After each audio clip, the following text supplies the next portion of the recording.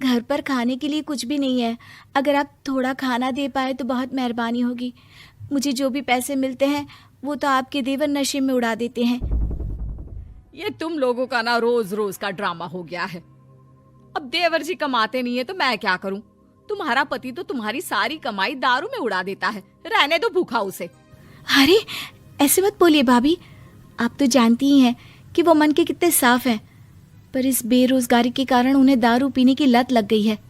अरे अपना ये रोना गाना बाद में कर लेना, पहले काम निपटा ले घर का। मेरा और टाइम खराब ना कर। जा गेहूं पीस ले, फिर तुझे कपड़े भी धोने हैं। शांति रसोई घर में जाकर गेहूं पीसने लगती है। पीसते पीसते कुछ गेहूं वहां कपड़ों में गिर जाते हैं, जिसे देखकर उसके दिमाग में एक आइडिया आता है।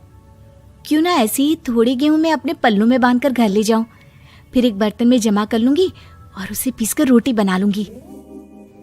कुछ दिन तो ऐसे ही चलता रहा, मगर फिर एक दिन चंदा ने शांति को ऐसा करते हुए देख लिया। अरे पहले तो मुझे लगा तुम लोग बस गरीब हो, पर तुम लोग तो चोर भी हो। चोरनी कहीं की। मुझे तो लगता था तू गेहूं पिसती है, पर तू तो अपने पल्लू में गेहूं छुपा कर ले जाती है। निकल मेरे घर से। मुझे माफ कर दो भाभी, हमारे पास खाने के लिए एक दाना तक नहीं था, इसलिए मुझे ये सब करना पड़ा। अरे तुम लोग मेरे रिश्तेदार हो, इसीलिए दया कर कर तुझे मैंने अपने घर पे काम पर रख लिया, पर तू और तेरा पति हमारे खानदान का नाम मिट्टी में मिलाने पर उतारू हो चुके हैं। आपको मुझे जितनी गालियां देनी है दीजिए, मारना है तो मार भी लीजिए भाभी, पर मुझे काम से मत निकालिए। परिवार की बात है, वरना कोई और ऐसा काम करता ना तो धक्के मार कर कब से घर का बाहर निकाल दिया होता। रोते रोते शांति अपने घर चली जाती है, जहाँ उसका नशेड़ी पति कहता है, अरे कहाँ रह गई थी कामचोर? इतनी देर क्यों कर दी? आज पैसे लाई कि आज भी खाली हाथ वापस आ गई है? अपने हाथ दिखा। जरूर पैसे छुपा लिए ताकि मैं दारू ना पी पाऊं। नहीं जी, मैं आपसे क्यों छुपाऊंगी, और अभी आप दारू पीने की बात कर रहे हैं, उसी कारण तो आज हम लोगों की ये हालत हो गई है। किसी काम की नहीं है तू, बिना मार खाए समझेगी नहीं। रख, अभी तेरे होश ठिकाने लगाता हूँ। रामलाल शांति को बहुत मारता है। शांति का मन दुखी हो जाता है और वो गांव के तालाब के पास के एक पेड़ के नीचे बैठकर फूट फूट कर रोने लगती है। मैंने कभी किसी का बुरा नहीं किया, फिर भी भगवान मेरे साथ ऐसा क्यों कर रहा है? मैं तो रामलाल जी की फिक्र करती हूँ, फिर भी उन्होंने मुझे इतना मारा। लो, इस पत्ते को ले जाकर अपने तकिए के नीचे रख देना। ये तो एक साधारण पत्ता है, इससे क्या होगा? ठीक है, अगर आप कहती हैं तो मैं इसे रख लेती हूँ। शांति उस पत्ते को लेकर अपने घर जाती है और अपने कमरे में तकिए के नीचे रखकर सो जाती है। सपने में उसे वही पेड़ वाली जादुई परी दिखाई देती है। बोलो शांति, क्या चाहिए तुम्हें? मैं चाहती हूँ हम बहुत अमीर हो जाए और मेरे पति नशा करना छोड़ दें, उन्हें कोई काम भी मिल जाए। कल जब तुम सुबह नींद से जागोगी, तुम्हारी इच्छा पूरी हो गई होगी। अगली सुबह शांति नींद से जागती है। अपने आसपास का नजारा देखकर चौंक जाती है। उसके बिस्तर पर चारों तरफ सोने चांदी रखे हुए थे। हे भगवान, कहीं मैं सपना तो नहीं देख रही? इतना सारा सोना, वो भी मुझ गरीब के पास। रामलाल जी को बताती हूँ, वो बहुत खुश होंगे।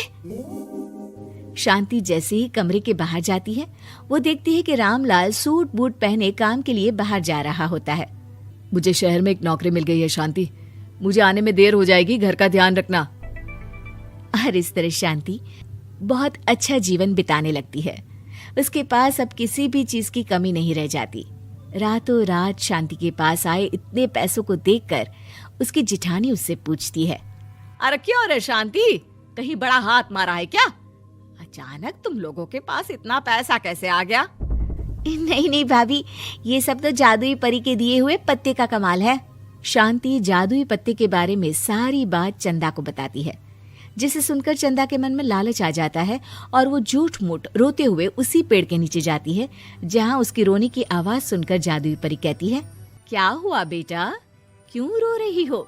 मैं बहुत गरीब हूँ, मेरे पति मुझे बहुत मारते हैं, अब मैं जीना नहीं चाहती। चिंता मत करो बेटा, अपनी आंखें बंद करो। जादुई परी चंदा को भी उसी पेड़ का एक पत्ता देती है और तकिए के नीचे रखने को कहती है। चंदा उस पत्ते को लाकर अपने तकिए के नीचे रख लेती है और अगली सुबह जब उठती है तो उसके कमरे में चारों तरफ सांप बिच्छू रहते हैं।